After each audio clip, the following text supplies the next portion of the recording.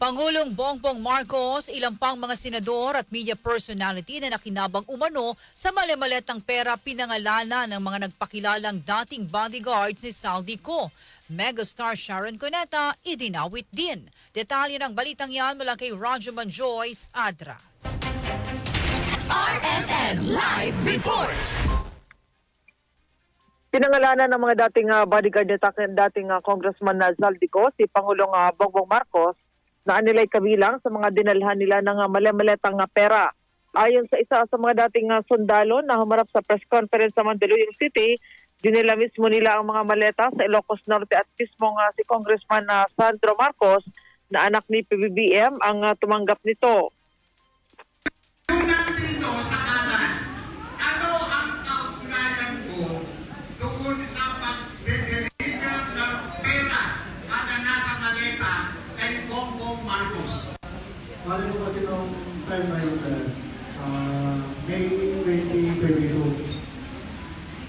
Kami po yung nagdala ng 5 maleta na large. Ang Horizon Homes, dinala namin sa Delta Gate, hangar sa Pasay City. Isinakay po namin sa Lexus na itim na plate number LF8886. At sa kabilang kapag po namin ng Hilux na bulletproof din ng lang, plate number Eco Alpha Foxtrot 7121. At yun po yung dinala nila sa ating tubig at sa kami po sa Ilocos. Bukod kay Senador Chis Escudero, pinangalanan din ng ex-bodyguards ni Co, sina dating Congressman at ngayon ay Senador Erwin Tulfo, kapatid nitong si columnist Ramon Tulfo, Comelec Chairman George Garcia at Mediaman Arnold Clavio na anilayan nahatiran din nila ng pera mula kay Saldico.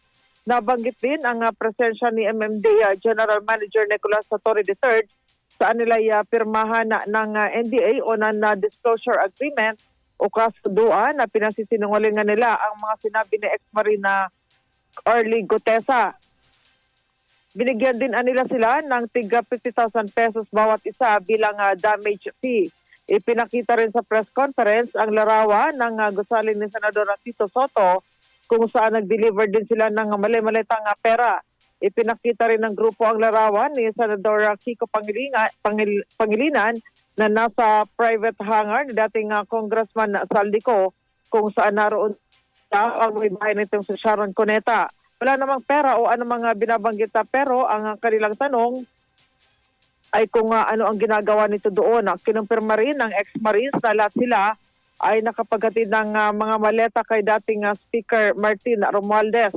Kabilang din sa mga nabanggit na hinatiran ng pera ng ex-bodyguards ni Co, sina dating congressman at ngayon ay Senador Erwin Tulfo. Ibinunyag naman ni Attorney Lavito Baligod na ilan sa mga sasakyang ginamit sa pag-deliver ng pera ay deleted na ang record sa Land Transportation Office. Mayroon anyang empleyado ng LTO na gumawa ng pagtanggal sa listahan ng plaka ng sasakyan at tiyak anyang mananagot ito sa susunod na panahon. Kasama mo sa DZXL Manila, Radyo Manjoyce Collantas, Adra, Tatak RMN.